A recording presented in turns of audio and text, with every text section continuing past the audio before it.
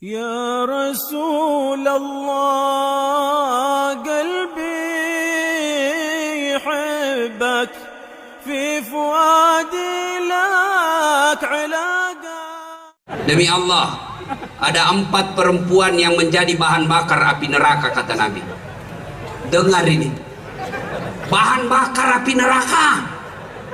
Siapa mereka? 1, kata Nabi, istri yang selalu memaki-maki suaminya.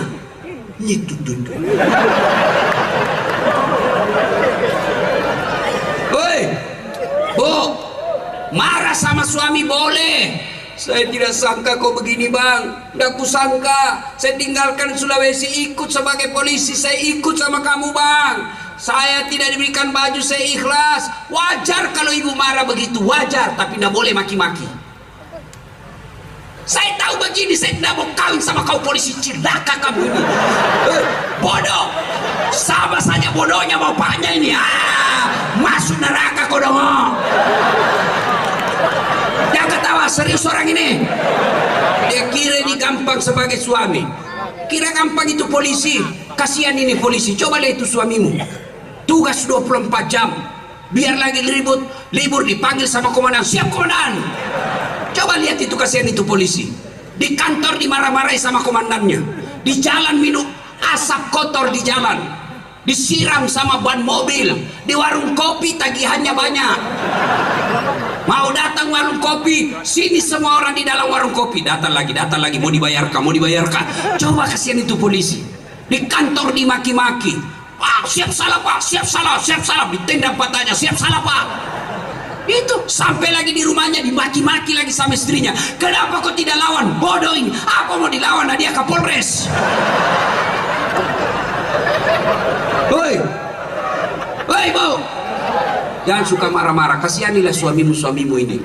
Enak itu kalau dia pulang, kasihan. Di kantor dimaki-maki, di jalan dia dihina, kehujanan, kepanasan. Datang suami, ibu tampil memberikan semangat. Sabar Bang, memang beginilah sebagai petugas. Satu yang berbuat salah, seluruh institusi kita dihina. Tapi sabar Bang, sabarmu akan menjadi amal. Lalu ibu bukakan sepatunya, lalu ibu peluk di sampingnya sambil menyanyi. Bila kamu di sisiku, hati rasa syahdu. Langsung suami bilang, biar saya dimarah komandan, tapi kau adalah bidadari dalam surgaku. Masuk lagi kamar, berantakan pakaian, marah-marah suami, kita peluk lagi dari belakang sambil menyanyi. Insaflah wahai magus. Enak kan Pak Polisi kalau istri kita begitu? Ya. Itu tapi itu istri zaman dulu. Istri zaman sekarang lagunya ndak enak didengar. Pulang suaminya apa lagunya? La la la la la la, panggil aku si Jablay.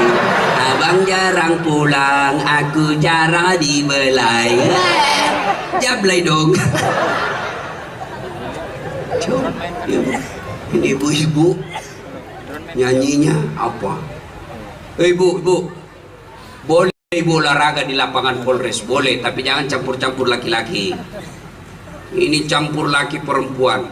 Di depanlah ibu-ibu jadi pelatih, celananya sempit, roknya sempit. Depanlah dia jadi pelatih, bapak-bapak di belakang, ibu-ibu depan. 1, 2, 3, bapak-bapak di belakang. 4.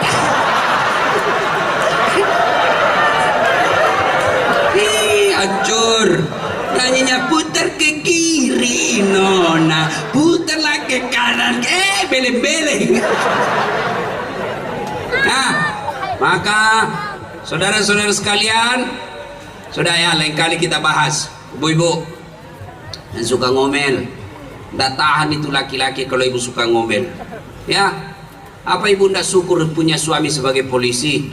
Coba kalau ibu pakai baju Bayangkari yang wajah pink itu, tidak ada yang berani ibu sama ibu.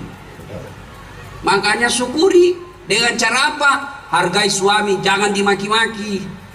Karena biar ibu hitam jidat, Senin Kamis dia puasa, tahajud tiap malam, tapi suka memaki suaminya, demi Allah menjadi bahan bakar api neraka. Tenang Pak, saya bela kau malam ini. Karena kau semua takut sama istrimu. Ada yang takut sama istrinya di sini? Berhenti kau jadi laki-laki. Ngamuk dia Ustaz, nggak apa-apa kalau dia ngamuk. Dia kasih pecah piring, kasih pecah semuanya. Karena dia kasih pecah gelas, bantu hancurkan semua. Kenapa? Piring gelas boleh dibeli, harga diri sebagai suami tidak boleh dinyanyi istri. Takbir. Nah itulah yang takut sama istrinya. Kalau Ustaz bagaimana? Takut sama istri? Tidak, cuma istriku lebih berani. Salatullah salamullah ala toha salatullah ala yasin. Nah saudara, tidak ada manusia yang tidak ada masalah. Penyakit, utang, dagangan kada laku-laku, suami selingkuh, istri kasar, anak tidak nurut, semua masalah. Allah tidak menjelaskan, Pak Bupati, Kapolres, Dasat, ada masalahmu, kau kaya dulu baru selesai. Tidak. Hai hamba-hambaku, ada masalahmu, kau jadi doktor dulu sekolah S3 supaya selesai masalahmu. Tidak. Allah cuma minta, ada masalah, ista'inu bis sabri wassalah. Sabar, perbaiki solatmu, saya yang selesaikan masalahmu. Itu janji Allah. Ustaz, kenapa hidupku susah? Saya dagang bangkrut, saya bawa mobil dicuri, saya nge-grab dicuri, saya punya motor. Jangan usah, nggak usah kau cari siapa yang salah, lebih koreksi solatmu. Tidak mungkin Allah sengsarakan hidup bagi mereka yang baik solatnya. Bapak-bapak polisi mau naik pangkat, tidak usah kau cari muka sama Kapolresmu, capek cari muka. Ya Pak, siapa? Cemen lu men. Hei, Kapolres suka sama kamu, tapi istrinya Kapolres tidak suka, susah juga hidupmu. Lalu bagaimana? Minta kepada Allah. Kalau Allah yang bantu kalian, tidak ada artinya kekuatan Kapolres, malah Kapolres dimutasi. Wah, sholat aja, insya Allah hidup membahagia. Demi Allah, saya bisa seperti ini karena saya rajin pelihara sholat saya. Saya pernah rasakan dikina sama teman saya. Dasat, nak malu-malu kau itu, cakar semua bajumu. Cakar itu baju bekas, rombengan. Alhamdulillah itu orang tahun ke-8 Ramadan kemarin, setiap tahun saya kasih zakat. Saya sekolah dulu jalan kaki dari Jalan Harimau Makassar, jalan kaki dari Jalan Harimau ke Jalan Cakalang Makassar SMA 4, berkilo-kilometer jalan kaki berhujan-hujan sekolah. Waktu saya SMP, karena celana takut rusak, kalau saya duduk di bangku saya lapisi kertas beberapa supaya tidak cepat lapuk saya punya celana. Saya dihina orang, lihat pesawat, saya kapal lalu tuh. Saya bilang bisa aja, saya naik pesawat nanti saya meninggal. Alhamdulillah sekarang saya capek naik pesawat. Dulu saya jalan kaki, alhamdulillah sekarang kendaraan saya pakai di Makassar. Nggak takabur ya, supaya kalian yakin kendaraan yang saya pakai sekarang di Makassar belum cukup 5 seperti yang saya pakai sekarang. Dengan izin Allah, saya pernah jadi cleaning service, membersihkan toilet 4 satu hari. Saya bersihkan tiap hari itu. Triple. Saya bilang sama koordinator kebersihannya, nggak usah kau gaji saya, tapi kalau ada undian umrah kasih masuk nama saya. Sampai tutup itu kantor nggak dapat. Tapi alhamdulillah sekarang saya punya travel sendiri. Bahkan sopirku saya bilang, kau pergi umrah sama istrimu dengan izin Allah. Kalau Allah yang mau, kecil apa yang kau mau bos? Kecil jadi kapolsek, kecil jadi kepala dinas, kecil sembuh penyakitmu, kecil rumahmu, utangmu lunas. Yang penting Allah cuma minta sholat dengan baik. Mana ada orang susah hidupnya kalau baik sholatnya? Tuhan apa yang mempersulit hidup orang yang sholat? Cuma kalian tidak sholat. Kalian lebih senang datang sama Kapolres, lebih senang cari muka sama bupati. Berapa tahun jadi bupati? 5 tahun, paling untung 10 tahun. Sudah itu, wabillahi taufiq wal hidayah. Ayo, apalagi yang mau kita? Mintalah kepada Allah. Saudaraku, dengar baik-baik. Kalian PNS, polisi, ditempatkan di tempat ini, bahkan tempat pelosok yang tidak ada sinyal. Kalian masih punya pilihan, berhenti saya jadi pegawai, berhenti saya polisi, pensiun dini, selesai masalahmu. Kalian ditugaskan ke sini, ternyata tidak senang di sini, masih bisa berhenti, saya kembali ke Jakarta, lebih saya pensiun dini, masih ada pilihan. Tapi begitu kamu masuk kubur, senang tidak senang dalam kubur, tinggal kau di situ, tidak boleh kau balik lagi. Dan orang yang tersiksa di alam kubur, kata Nabi, al-mutahawil bis sholat, yang menganggap enteng sholat. Ketika seluruh pengantar sudah kembali, malaikat datang bertanya, maka datanglah utusan Allah dari neraka, namanya Asis Suhuja al-Ukra. Siapa? Ular, ekornya cuma satu tapi kepalanya tidak bisa dihitung. Dia akan berkata, ini jenazah, man anta, siapa kamu? Sayalah sholat yang kau anggap enteng selama ini. Apa tugasmu kau datang di sini? Saya diperintah Allah menyiksa kamu, melilit kamu. Kalian menderita di dunia, tidak akan menderita selama-lamanya. Tapi kalau kau tidak sholat, kau akan menderita selama-lamanya sampai hari kiamat, sampai hari akhir. Sholat, saudara. Saya sudah sholat, Ustaz. Kenapa hidupku masih susah? Kau tidak ikhlas sholat. Hayya 'alas sholat. Asar lagi. Barusan duhur. Kau tidak ikhlas. Saya sholat, Ustaz, kenapa hidupku susah? Kau sholat tapi tidak ikhlas. Mana buktinya? Itu juga bajumu kau pakai kencing, itu juga celanamu kau pakai toilet, itu juga celanamu kau pakai ke pasar, kau pakai tidur, kau pakai main futsal, itu lagi kau pakai menghadap kepada Allah. Mana boleh, bos? Boleh, tapi tidak ikhlas namanya. Malah ada ibu-ibu yang tanya, Ustaz, bolehkah itu sholat tidak pakai BH? Kenapa bisa dibilang panas, Ustaz? Kan ada kipas. Boleh, tapi tidak sopan. Ibu ketemu bupati tidak pakai BH, ditempelin kau istrinya. Iya Pak Bupati, mohon maaf Pak Bupati. Coba, ayo sholat tapi main-main. Padahal orang yang baik sholatnya, kata Allah, kada aflahal mu'minun, beruntunglah orang-orang yang beriman. Siapa? Alladzina hum fi salatihim khashi'un, mereka yang khusyuk dalam salatnya. Maka kalian kalau mau beruntung dalam hidupmu, beruntung dalam bisnismu, sembuh segala penyakit-penyakitmu, perbaiki salat.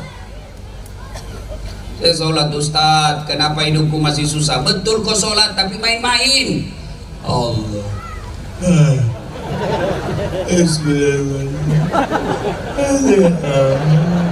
Iyyaka na'budu wa iyyaka nasta'in.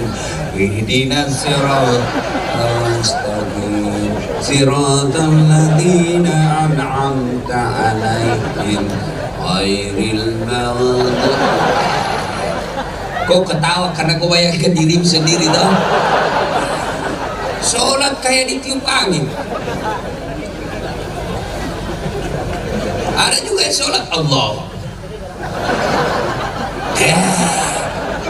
Ayo, Tabligh Akbar malam ini, mulai besok perbaiki sholat. Kecil deh, kecil semua penyakit, kecil punya mobil, kecil punya rumah, kecil utang lunas. Yang penting perbaiki sholat. Apa yang membuat kadang-kala orang tidak sholat? Satu, merasa kaya.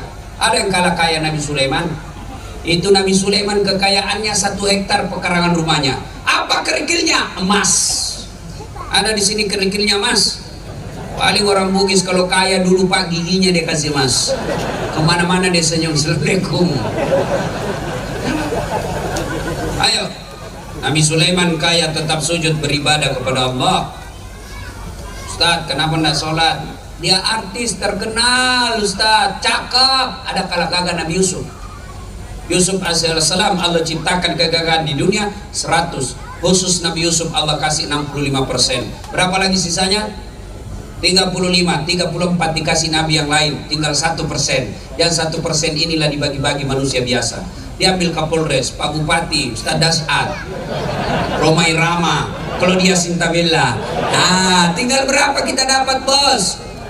Nabi Yusuf 65 tetap beribadah padahal dia cakep. Ayo, apa lagi? Tinggi pangkatnya, Ustaz. Ada kala Nabi Muhammad Muhammad SAW pangkatnya pada saat itu, andai saat itu namanya presiden, bukan cuma menguasai satu negara, tapi beberapa taklukan Islam pada saat itu. Agapi. Apa lagi? Ayo. Kuat Ustaz, olahragawan. Ada kali Nabi Nabi Musa. Itu Nabi Musa kalau dia kunci badannya, tembus itu bulu-bulu di bajunya. Dia kunci lagi badannya, terlempar songkoknya. Kalau beliau berkelahi, belum sampai tinjunya sudah jatuh musuhnya. Tuh, tetap beribadah kepada Allah. Ayo, Bupati, Kapolres tidak sholat, cemen lu men. Anggota DPR, Dandim, tentara, polisi tidak sholat, kecil kalian di hadapan Allah. Tentara, Bupati, Kapolres, Dandim saja tidak boleh tidak sholat, apalagi kau yang pengangguran.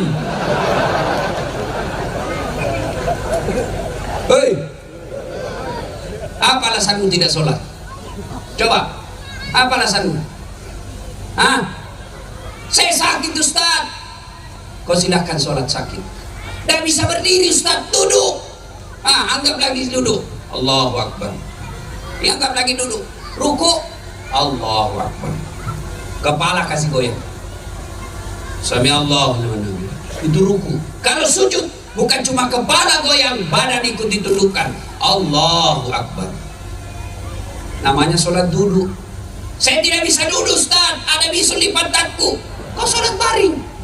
Anggaplah ini saya lagi baring. Allahu Akbar. Allahu Akbar. Sami Allahu liman hamidah. Itu sholat tidur, baring. Tidak bisa juga Ustaz, sholat pakai isyarat. Mana namanya sholat pakai isyarat? Matanya saja dikasih goyang. Allahu Akbar. Bismillahirrahmanirrahim. Allahu Akbar. Boleh itu. Tidak bisa juga pakai isyarat Ustaz, sholat dalam hati. Gimana caranya sholat dalam hati? Semua bacaan sholat kau baca dalam hati. Bayangkan lagi ruku, baca doa ruku. Bayangkan lagi sujud, baca doa sujud. Itu namanya sholat dalam hati. Tidak bisa juga itu Ustaz. Ambil kain putih, bungkus, bawa di kubur. Jelas? Jelas? Dengar bagi mereka yang malas sholat. Dengar baik-baik. Satu, buka Al-Quran surah Al-Hajj ayat 47. Satu kali meninggalkan sholat, Allah menghukum kalian 1 hari di neraka. Berapa namanya 1 hari di neraka? 1000 tahun ukuran dunia. Coba 1 hari. Misal tadi kau tidak sholat subuh, 1 hari diparkir di neraka. Berapa namanya 1 hari? 1000 tahun dunia. Baru 1 hari itu, baru 1 waktu. Bagaimana 5 kali sehari semalam? Bagaimana yang hanya Jumat saja sholatnya?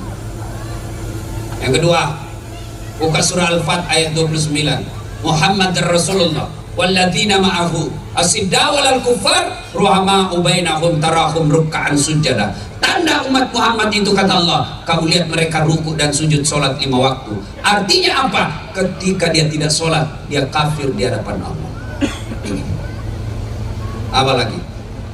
Ustaz, saya tidak bisa sholat Ustaz. Kenapa? Saya sariawan Ustaz. Kau sholat sariawan lah. Aduh, balik ya buah. Allah tahu kalau lagi sariawan. Yang ketawa, saya serius ini. Demi Allah, orang yang tidak ada sholatnya, kalian bukan orang beriman. Maka mengaku beriman kepada Allah, tunaikan sholat dengan sebaik-baiknya. Yang keempat, dengar baik-baik mereka malas sholat. Nabi jelaskan, andai sholat ada dalam dirimu, maka sholat itu seperti fungsi pentingnya kepala. Coba lihat kepala Pak, coba lihat kepala. Ada orang masuk perang polisi, tembak kakinya, amputasi 2 kakinya, masih bisa hidup. Potong kedua tangannya, masih bisa hidup. Tidak ada telinganya, masih bisa hidup. Buta sama sekali, masih bisa hidup. Tapi pernahkah kalian melewat di depan Kapolres ini, orang tidak ada kepalanya? Pernah? Begitulah orang yang hidup tidak sholat, ibarat jenazah berjalan tanpa kepala. Demi Allah, kalian mengaku beriman kepada Allah, kembali dari sini, sekolah, perbaiki sholat, dagang, perbaiki sholat, polisi, perbaiki sholat. Coba lihat, saya kasih contoh. Kita di dunia ini cari dunia. mencari nafkah. Polisi, tentara, PNS, pedagang, petani, semua mau cari dunia. Siapa yang punya dunia? Allah. Saya kasih contoh. Pak Kapolres punya ajudan, Pak Dandim punya ajudan, Bupati punya ajudan. Coba kalau mereka ini bos-bos panggil ajudan. Misalnya Kapolres panggil ajudan, ajudan, langsung itu ajudan biar lagi tidur lompat, siap komandan. Biar lagi makan kuaci, siap perintah. Coba langsung lari. Kira-kira kalau Kapolres panggil ajudan, tunggu dulu Pak, ajudan, Bapak ndak lihat saya sibuk. Wah, diinjak lehermu bos. Tuh, begitu takutnya manusia ketika mereka memanggil, bosnya memanggil, komandannya menanggil, begitu takut. Tapi ketika Allah yang memanggil, hayya 'alas shalah, mari dirikan sholat. Apa kita bilang? Tunggu, lagi ada pembeli. Bayangkan Tuhannya disuruh menunggu, Kapolresnya tidak berani bilang tunggu, Allah yang panggil dia bilang tunggu. Pantas 30 tahun kau jadi polisi tidak bisa lepas dari BRI. Kenapa? Karena kau anggap remeh itu panggilan Allah. Maka perbaiki sholat. Kecil buat Allah, kasih kalian apa yang kalian mau. Perbaiki sholat. Nah, ini yang pertama. Yang kedua, setelah sholat, kaitannya dengan persaudaraan. Lihatlah sholat jamaah. Bicara soal persaudaraan, belajar dari sholat jamaah. Ada di antara kita rajin betul sholat jamaah, tapi suka bermusuhan. Itu berarti tidak mengambil nilai-nilai sholat jamaah. Coba lihat sholat jamaah apa? Berbeda-beda orang dalamnya sholat, tapi ketika takbir semua sama. Coba bayangkan kalau kita sholat pakai bahasa masing-masing. Kacau sholat. Yang jadi imam keturunan Arab, dia takbir pakai bahasa Arab. Allahu Akbar. Datang bubuan kita orang Bugis, dia takbir pakai bahasa Bugis. Allahu Ta'ala Malopo. Coba. Datang juga bubuhan Banjar, dia takbir pakai bahasa Banjar. Allah ganal bujur. Datang pula orang Kutai, dia takbir pakai bahasa Kutai. Allah bore beneh. Datang pula orang Padang, penjual nasi Padang, dia takbir pakai bahasa Padang. Allah nan gadam. Terakhir anak dari Jakarta, dia takbir pakai bahasa gaul. Allah gede banget gitu loh. Kacau toh. Itu belajar Pak. Coba lihat orang dari masjid, yang masuk dari pintu kanan masuk masjid menghadap kiblat, yang masuk dari pintu kiri masuk masjid hadap kiblat, yang datang dari depan masjid masuk ke masjid hadap kiblat. Tidak ada orang masuk dari kanan dia menghadap kanan, masuk dari kiri hadap ke kiri. Begitu sujud, baku hantam pantatnya. Begitu orang Islam. Bersaudara kita ini sekarang yang banyak membuat kita pecah belah. Apa? Satu yang membuat kita pecah belah. Apa itu? Pilkada. Sebentar lagi pilkada, pilgub. Silakan berbeda pilihan. Siapa calon gubernurmu? A. Siapa kamu? B. Siapa kamu? C. Sama saja siapa yang terpilih gubernur kita semua. Jangan kalian berpecah belah hanya gara-gara janji-janji politik. Jangan percaya janji politik. Kalau mau dia pilih diganti, dia bagi-bagi kartu namanya. Nih kartu nama saya, bagi nih, sama-sama kita orang Banjar, pilih saya. Ada masalah, telepon saya 24 jam. Begitu terpilih diganti nomor HP-nya. Hai saudaraku, jangan kalian berpecah belah hanya gara-gara pilgub. Ini yang pilgub ini biasa yang memecah belah ini apa? Tim sukses. Dengar ini, para calon-calon ini, silakan kalian jadi tim sukses, tapi jangan bodoh-bodohi masyarakat. Jangan kosonggo rakyatmu. Dengar Pak Bupati, Bapak mau maju 2 periode, jangan ajari rakyat itu disogok. Jangan bagi-bagi duit. Tim sukses Pak, jangan percaya mereka itu cari duit aja Bapak. Pak Bupati, Tidak semua orang di dekat Bapak orang baik. Mereka hanya mendapat apa yang saya bisa dapat dari Bupati. Maka Pak Bupati, kalau Bapak jabat tangan sama orang yang ada sama Bapak, terutama kontraktor, ucapkan ta'uz, berlindung kepada Allah. A'udzubillahi minasyaitonirrajim. Saya berlindung kepada Allah dari godaan setan yang terkutuk. Sudah itu. Ya, percaya Pak Bupati, tidak semua orang di samping Bapak niatnya baik. Yang ada adalah apa yang bisa saya dapat dari Bupati. Ya, kamu juga jangan minta wani piro. Kamu larang orang di Sogo, tapi kamu bilang wani piro mas. Kalian tidak akan kaya dengan menerima uang politik 300.000. Kalian tidak akan miskin dengan menolak uang 300.000. Tapi demi Allah, uang yang kau terima dan masuk dalam darah dagingmu akan menyebabkan kalian akan susah diterima doa. Kenapa? Salah satu sebab doa tidak dikabulkan, makan makanan haram.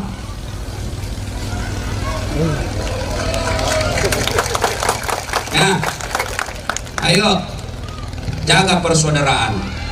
Wa'tasimu bihablillahi jami'a wa la tafarraqu. Berpegang teguhlah engkau kepada tali persaudaraan agama Allah, dan janganlah engkau bercerai-berai, kata Allah. Innamal mu'minuna ikhwah. Umat Islam itu bersaudara. Coba lihat Pak, tangan kanan gatal tanpa disuruh kiri yang garuk. Tangan kiri yang gatal tanpa diundang kanan yang garuk. Gatal dua-duanya, kerja sama. Coba lihat, anak muda jalan malam-malam, jalan, tahan tuh kakinya, kaki tahan tuh, seluruh badan berpartisipasi. Yang pertama ikut berpartisipasi mulut, yang kedua mata mencari mana ini, yang ketiga ditemukan mulut meniup, yang keempat tangan mengusap. Padahal kaki yang bermasalah, semua ikut-ikut merasakan sakitnya. Tidak ada orang tahan tuh kakinya, rasa kau, siapa suruh kau jalan, siapa kau suruh jalan. Maka mestinya masyarakat Barito Selatan ada jadi tentara, ada jadi polisi, ada anggota DPR, ada pegawai negeri, ada pedagang, pengusaha, nelayan, berbeda fungsi, satu tujuan, mengangkat citra dan martabat kabupaten kita. Maka polisi akan berkata, tentara akan berkata, jangan kau ganggu rakyatku, kau ganggu rakyatku, saya tembak kepalamu. Itu jadi tentara dan polisi seperti itu. Dan rakyat juga berkata, jangan kau usik polisi kami, jangan kau hina tentara kami, kau hina mereka, kamu hadapi masyarakat Barito Selatan.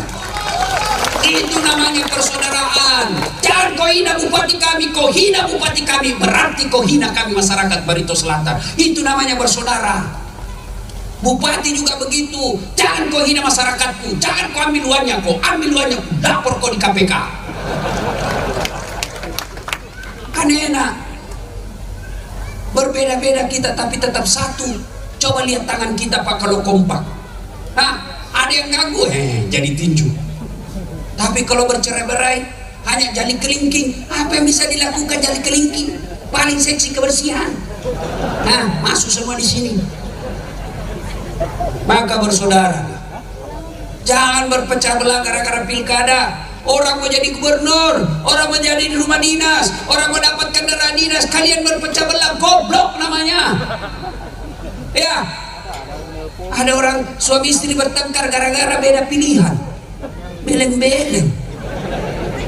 Ya, nah bersaudara, apa enaknya kalau banyak teman? Satu, banyak teman, banyak rezeki. Saya selalu bilang begini, saya ini tidak banyak uang saya, tapi banyak temanku banyak uangnya. Saya di Makassar tidak pernah laku saya punya duit. Saya ke pasar, baru saya turun dari mobil, ada yang teriak, "Assalamualaikum Ustaz." Dalam hatiku aman dan terkendali. Ada yang ngisi telur, ada isi beras, ada isi sayur. Saya bilang, "Berapa Ji?" "Nggak usah Ustaz." "Nggak enak masih pagi-pagi." "Nggak usah Ustaz." "Berapa Ji?" Dalam hatiku, memang itu kutunggu. Dua, banyak teman, gampang selesai masalah. Kenapa? Saya pergi perpanjangan SIM di Polres Makassar. Saya baru turun dari mobil, dilihat sama Kapolres Tabes. "Assalamualaikum Ustaz." "Siap Komandan." "Waalaikumsalam." "Ada apa ini Ustaz?" perpanjangan SIM komandan, panggil Kasat Lantas. Pak Kasat, tolong bantu Pak Ustadz ya, jangan lagi kau minta uangnya, berdosa kau uang Ustadz kau makan.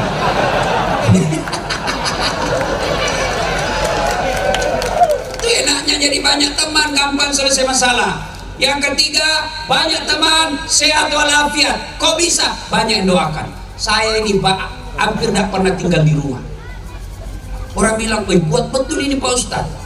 Saya bukan kuat, tapi banyak yang doakan saya. Alhamdulillah, banyak teman, murah rezeki, gampang selesai urusan, sehat walafiat. Maka saudaraku, bersaudaralah. Jangan berpecah belah. Kalian berpecah belah, biar hitam sholat, kalian akan bangkrut. Kata Nabi suatu ketika, atadruna manil muflis? Saudara-saudara sekalian, siapa yang tahu yang bangkrut nanti di akhirat? Yang tidak sholat ya Rasul, dia sholat. Yang tidak puasa Ramadan ya Rasul, dia puasa. Yang tidak bayar zakat ya Rasul, dia bayar zakat. Yang tidak haji ya Rasul, dia haji, bahkan tiap tahun dia umroh. Sahabat heran, kalau begitu siapa yang bangkrut ya Rasul? Nabi menjelaskan, jarusu wahatiur rahim, tetangga yang jahat sama tetangganya dan memutuskan persaudaraan. Sahabat bertanya, kok bisa bangkrut? Dia puasa, dia sholat, dia zakat, dia haji, kok bisa bangkrut? Nabi menjelaskan, betul, hubungannya kepada Allah baik, tapi sayang hubungannya kepada sesama manusia jelek. Maka ketika dia store pahalanya, ya Allah, ini sholatku 30 tahun. Datang tetangganya, tunggu dulu Tuhan, saya pernah bertetangga di Barito Selatan, dia serobot tanahku di pagar, saya mau lapor dia temannya sama polisi, saya minta keadilan. Dia bilang, Allah berfirman, ya sudah, ambil sholatnya itu 30 tahun. Habis sholat 30 tahun, dia setor lagi puasanya. Ya Allah, ini puasaku 30 tahun. Datang lagi teman kantornya, tunggu dulu Tuhan, saya pernah satu kantor, dia fitnah saya, katanya mobilku hasil korupsi. Gara-gara itu saya dijadikan staf ahli. Ahli yang tidak ada stafnya. Saya minta keadilan. Allah berfirman, sudah, ambil dia punya puasa. Teman kantornya, tunggu dulu Tuhan, saya pernah satu kantor, dia fitnah saya, katanya mobilku hasil korupsi. Gara-gara itu saya dijadikan staf ahli. Ahli yang tidak ada stafnya. Saya minta keadilan. Allah berfirman, sudah, ambil dia punya puasa. Habis sholat 30 tahun, habis puasa 30 tahun, dia setor lagi hajinya. Ya Allah, ini hajiku. Datang lagi, tunggu dulu Tuhan, saya pernah sama-sama caleg, dia fitnah saya, dia sebarkan berita bohong, dia hina saya, dia sebarkan berita kebencian. Gara-gara fitnahnya saya tidak terpilih, padahal habis duit saya 2 miliar. Allah berfirman, ya sudah, ambil saja hajinya. Habis sholat, habis puasa, ambil haji, store zakatnya. Ini zakatku ya Allah. Datang lagi tetangganya, tunggu dulu, saya juga pernah difitnah, katanya anakku yang lurus rambutnya bukan anaknya suamiku, karena suamiku keriting rambutnya. Nah, sudah, ambil dia punya zakat. Habis semua, masih ada yang datang. Ya Allah, saya pernah juga disakiti ya Allah. Yang tadi banyak amalnya berkata, ya Allah, bagaimana lagi, sudah habis amal saya. Allah berfirman, tidak ada kejahatan yang tidak ada balasannya. Supaya adil, ambil dosanya orang yang pernah kau sakiti. Bangkrut. Biar hitam jarat sholat Pak, biar Bapak sholat jamaah di masjid, Bapak rajin tadarus, tapi semua tetangga Bapak musuh, Bapak akan bangkrut di akhirat. Maka Polres tidak mau kita bangkrut di akhirat kelak, maka diadakan tablik akbar seperti ini supaya kita mulai persaudaraan. Sakit hatiku Ustaz, dia hina, biarlah sakit hatimu, Allah yang balas. Maka nanti kalau ada yang bermusuhan Pak, minta maaf. Pak Kapolres minta maaf sama anak buah yang pernah disuruh push up hitungan Belanda. Pak Dandim minta maaf sama anggota yang pernah kita injak-injak kakinya. Pak Bupati minta maaf kepada pegawai kita yang pernah kita mutasi. Karena kalau mereka pulang akhirat dia dendam, Bapak akan bangkrut di akhirat kelak. Minta maaf. Bapak-bapak yang pernah menyakiti hati istri, nanti pulang minta maaf sama istri. Caranya minta maaf, begini caranya Pak. 1, jabat tangannya. 2, pandang matanya, senyum, jangan pandang melotot. Yang keempat, yang paling penting, sebut judulnya dosa. Bapak harus sebut, Pak Bupati, maafkan saya, kenapa dek, ada dulu hilang meja di kantor, Saya yang ambil Pak. Kau rupanya ambil, kasih kembali tuh.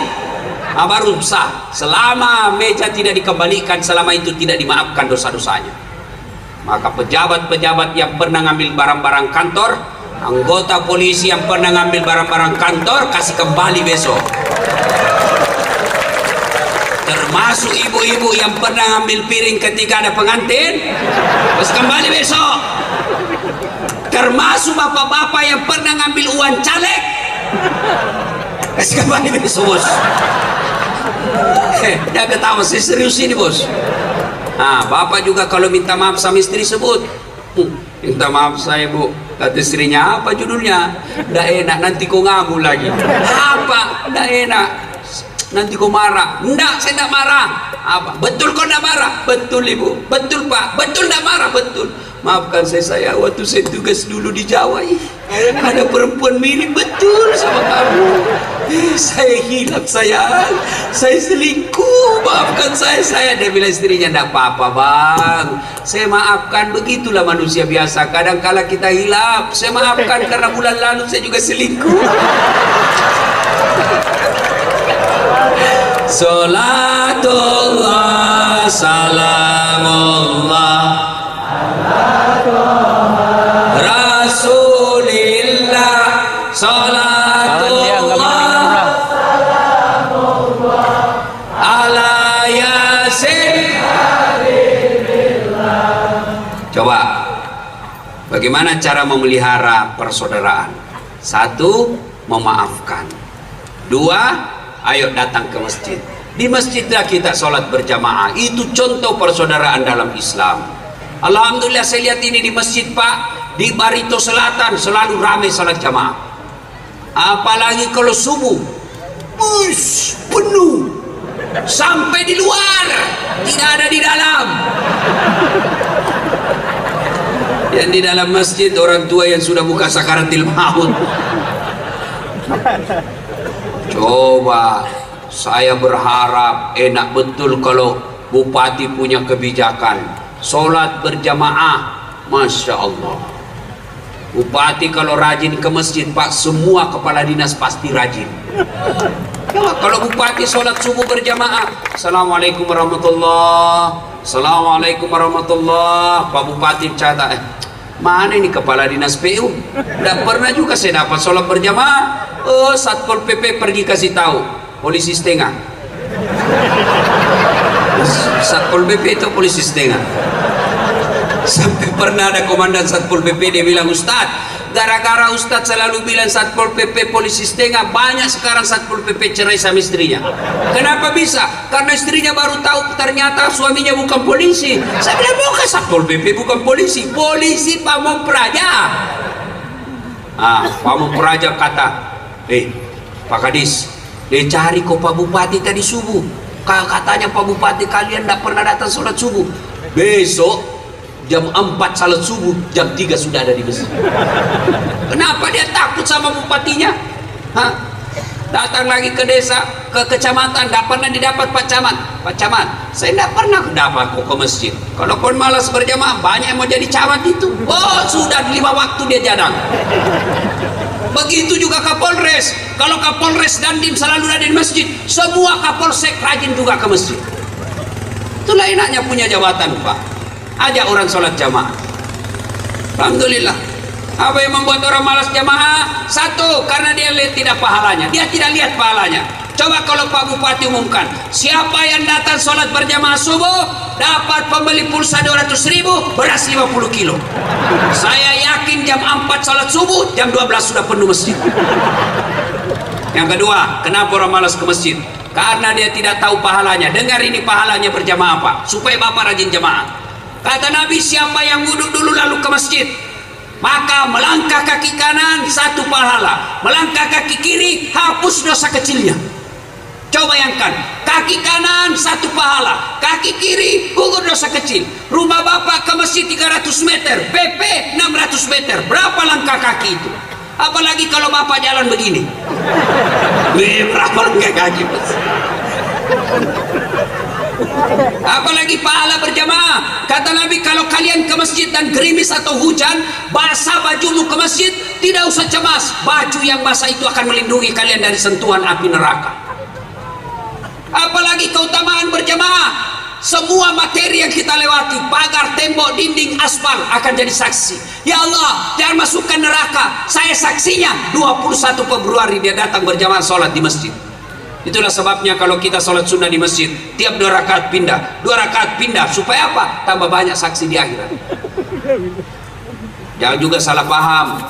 Teman-teman sudah dengar begini, dia ke kota dulu, ngeliling lapangan sepak bola, baru dia ke masjid. Sudah sampai begitu, sudah selesai sholat orang, belen-belen namanya itu. Apalagi keutamaan berjamaah lipat 27. Artinya apa? 1 kali sholat jamaah di masjid, 27 kali sholat di rumah sendiri baru sama. Ayo hidupkan sholat jamaah, banyak lagi pahala berjamaah di masjid. Apa penyebab yang ketiga orang malas ke masjid? Karena manajemen masjid tidak bagus. Saldo kas 70 juta tapi karpetnya busuk. Dengar ini takbir masjid. Kalau ada pengurus masjid di sini, jangan simpan jamaah saldo menjadi di bank. Jangan kau simpan sumbangan orang di bank. Kenapa? Selama dia mengendap di bank, amalnya orang tidak jalan, kalian bertanggung jawab di akhirat kelak. Jadikan uangnya orang keran, jadikan uangnya orang tegel, jadikan uangnya AC, jadikan uangnya orang menjadi karpet supaya amal jariahnya jalan. Ini saldo kas 100 juta, kita mau kencing gak ada air. Ini pengurus masjid seperti ini, kalian akan bertanggung jawab di akhirat kelak. Apalagi membuat malas orang ke masjid, Pak. Bagaimana orang mau ke masjid? Jelek manajemennya. Saya ada bangun masjid di kampung saya, alhamdulillah seperti itu masjid paling cantik di kabupaten saya. Imamnya penghafal Quran, muadzin saya seleksi, asan, lomba asan, yang menang juara 1 saya gaji layaknya pegawai golongan 2, pegawai negeri. Tiap bulan saya gaji, saya kasih motor dinas, saya bikinkan rumah untuk imam. Penceramanya profesional, belum ceramah sudah saya kasih honornya. Coba. Karpetnya empuk, tukang asan bagus, penceramanya enak, ber-AC, orang rame-rame datang ke masjid, bahkan dijadikan wisata religi. Ini bagaimana orang mau ke masjid? Yang asan orang tua sudah pensiun, banyak asma.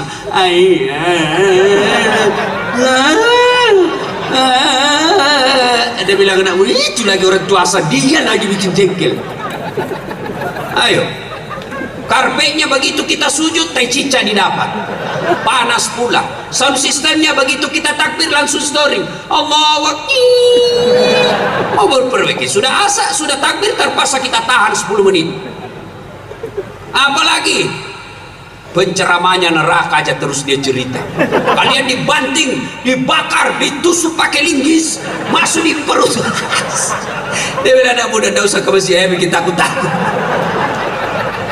Ada juga itu penceramah neraka aja terus dia cerita, kayak dia saja punya neraka. Ada juga begitu, Pak. Kau panitia hari kiamat dong. Kita di rumah dimarah-marah sama istri, di warung kopi banyak tagihan, di kantor dimarah-marah, maulah kita ke masjid supaya dapat pencerahan, sampai di masjid neraka juga. Bagaimana kita tidak coba sakaratil maut? Apalagi yang membuat orang malas ke masjid, Pak? Imam. Kadang-kala ada juga ini imam menjengkelkan. Ada anak muda, Pak, malam Jumat dia mimpi masuk neraka. Dia tobatlah, pergilah mulai dari tobatnya sholat subuh. Pulang sholat subuh, Jumat, saya bilang, gimana anak muda? Enak sholat di masjid tuh? Dia bilang, apa enak Ustaz? Aliran sesat. Kenapa kau bilang aliran sesat? Sholat subuh 3 rakaat, bukan 3 rakaat sujud tilawah namanya.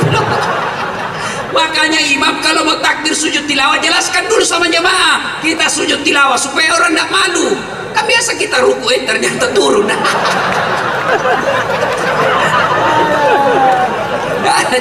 Ada juga itu imam menjengkelkan.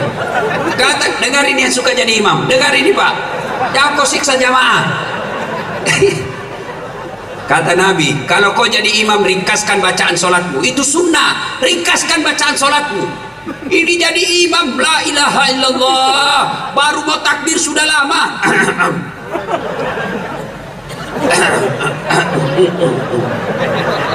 Apa dah kau tinggal angkat itu, bos? Kata Nabi, kalau kau jadi imam, ringkaskan bacaan sholatmu. Kenapa? Karena di belakang macam-macam. Ada orang tua pensiun yang rematik, kau siksa kasihan. Jatuh kepalanya, naik lagi, belum selesai jatuh lagi. Ada juga barangkali ibu-ibu yang mau sekali kentut, atau ada satpol pp yang pakai sepatu baru salah simpan. Wih, hilang sudah sepatu saya ini. Wih, lawas banar.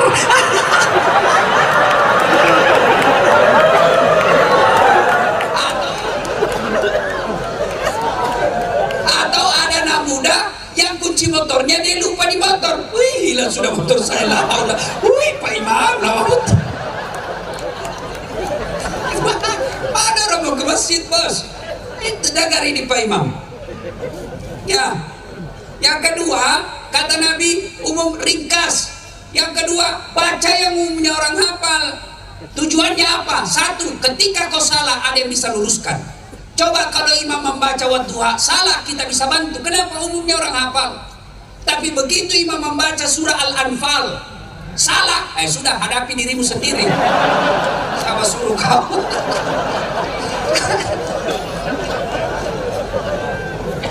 Yang kedua, kenapa disuruh baca yang umumnya orang hafal? Supaya kita bisa khusyuk.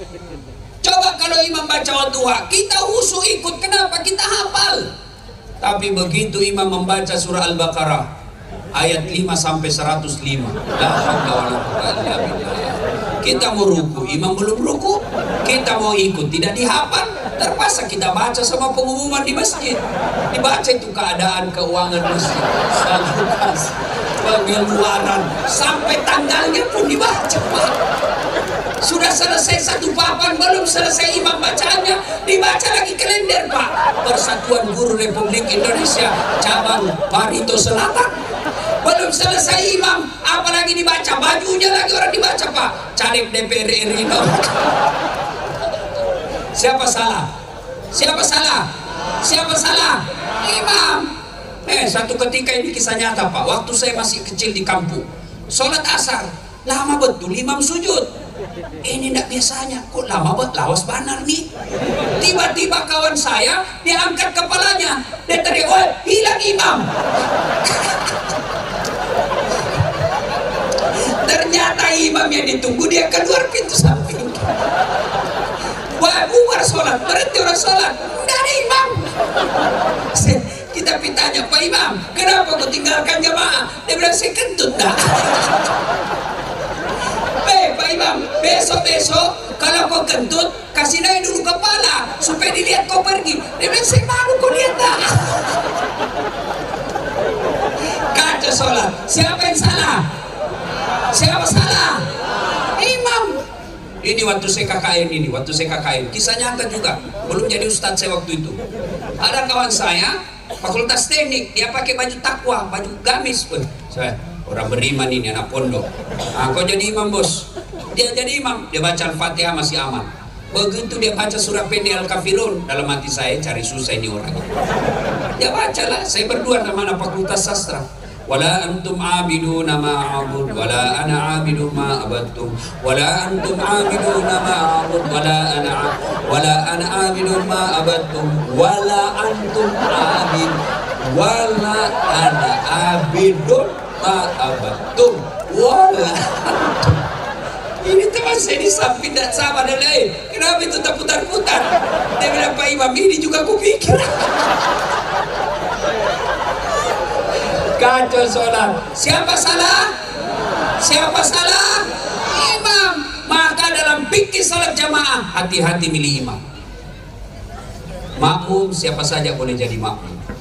Imam tidak boleh. Kenapa? Ini menyangkut hajat jamaah. Salah imam, kacau masjid kita. 2020 ini Kalimantan Tengah pilih imam gubernur. Jangan pilih karena satu kampung. Jangan kau pilih gara-gara kasih duit. Jangan kau pilih karena satu partai. Jangan kau pilih karena keluarga. Tapi pilih yang kalian yakini orang baik dan akan menyelamatkan provinsi kita. Yang salah memilih gubernur, maka kalian akan kacau di gubernur itu. Ya, hati-hati milih imam. Makmum juga tidak boleh sembarangan bikin, supaya jamaah kita saf kita rapat, supaya jamaah kita tentram. Maka tidak boleh ada jamaah merasa lebih hebat dari yang lain. Kadang-kala itu jamaah merasa paling soleh dalam masjid, takbir dia ganggu sudah kita pak, kayaknya dia paling alim dalam masjid. Mulai takbir kayak dia mau gigit telinga kita. Oh Allah, Bismillah, kayak dia gigit kita punya Malik gigi. Santai mas bro. Masya Allah. Ada lagi yang menjengkelkan itu, kita kasih pindah kaki, dia kasih pindah lagi.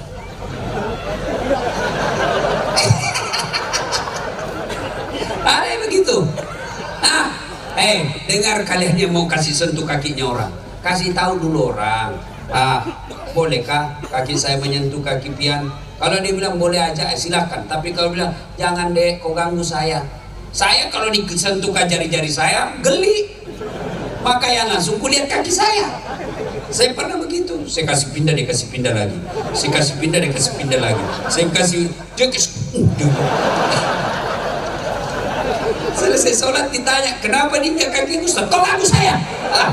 Ini supaya rapat. Kalau kamu rapat, bukan kaki kasih rapat, tapi siku atau bahu. Kakimu bisa rapat tapi sapu renggang. Renggang. Tapi kalau siku, tidak ada orang sholat begini. Itulah juga sebabnya tidak boleh diganggu orang yang sholat. Maka Nabi katakan, kalau kau pergi ke masjid terutama subuh, kau sikat gigi dulu. Lagi kalau tadi malam kau makan jengkol, orang balik ke kanan, kau balik sampai mati diingat mulut-mulutmu.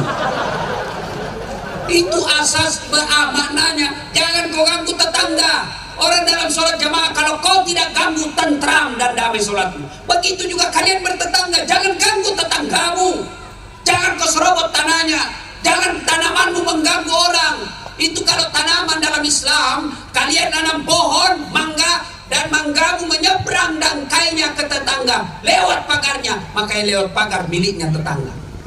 Kalau lewat pagar, mahasiswa saya di UNAS tanya, Ustadz bagaimana kalau istrinya tetangga menyeberang? Lain itu dong.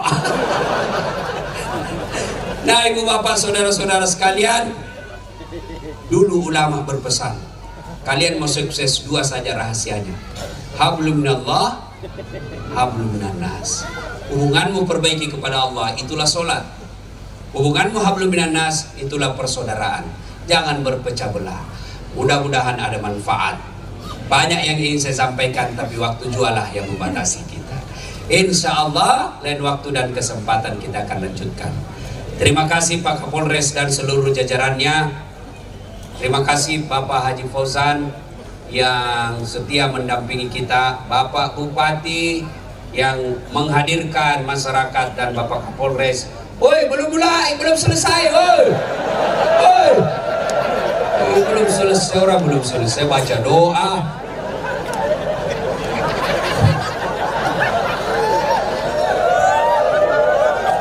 Ya.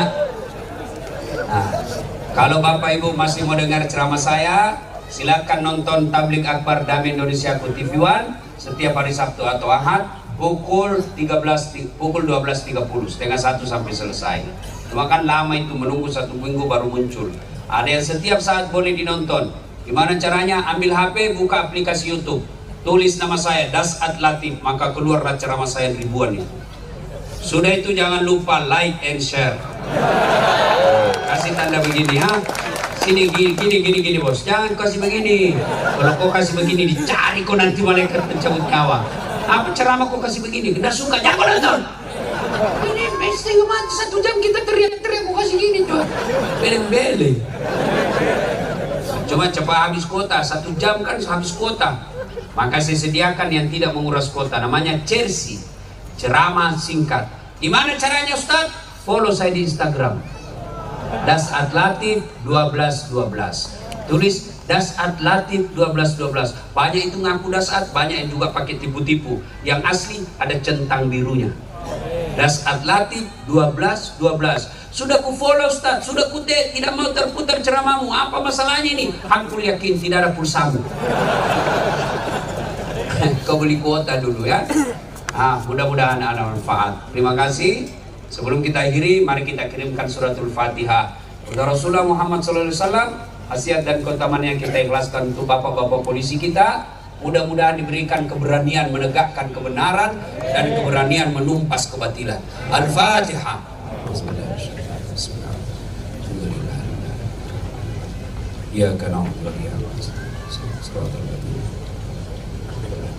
Amin. Terima kasih. Sebelum saya akhiri, saya ingin menyampaikan pantun. Burung cendrawasih di atas batu. Terima kasih dan thank you. Assalamualaikum warahmatullahi wabarakatuh.